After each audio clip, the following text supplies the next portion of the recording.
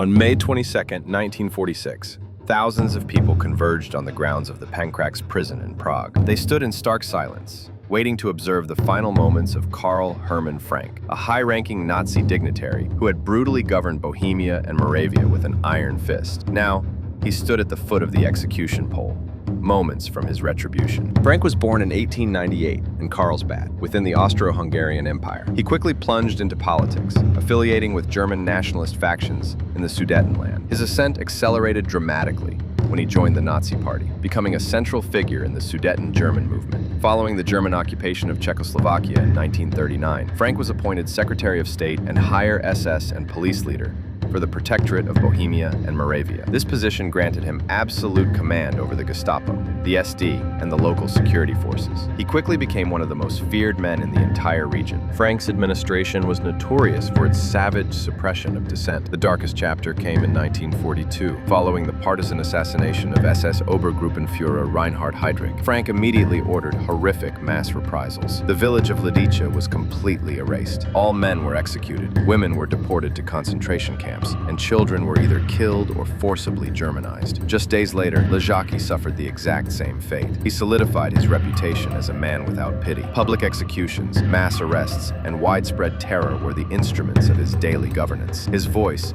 broadcast over the radio, ominously warned the Czech population of more bloodshed should they dare to resist. Even in 1945, with Germany in total collapse, Frank showed no restraint. During the Prague Uprising, he issued directives to military forces to open fire on unarmed civilians and resistance fighters. As Soviet and U.S. troops advanced, Frank attempted to bargain for his life, but he was eventually captured by American forces. Frank had hoped to circumvent Czech justice, but the Americans quickly delivered him to the Prague authorities. His subsequent trial began in early 1946. He faced overwhelming charges of war crimes and crimes against humanity, including direct responsibility for the Lidice and Ležáky massacres and the brutal years of occupation terror. He was pronounced guilty and condemned to die. The judgment was instantaneous. The Czech populace, still reeling from the violence and demanding accountability, waited for closure. On the day of his execution, Frank was escorted into the prison courtyard, but there was no conventional gallows, only a simple wooden pole. The decreed method was pole hanging, a method often reserved for high-profile Nazi war criminals. It was intended to be slow and excruciating, a death designed to suffocate rather than swiftly break the neck. Frank was secured to the pole. A rope was passed over a supporting beam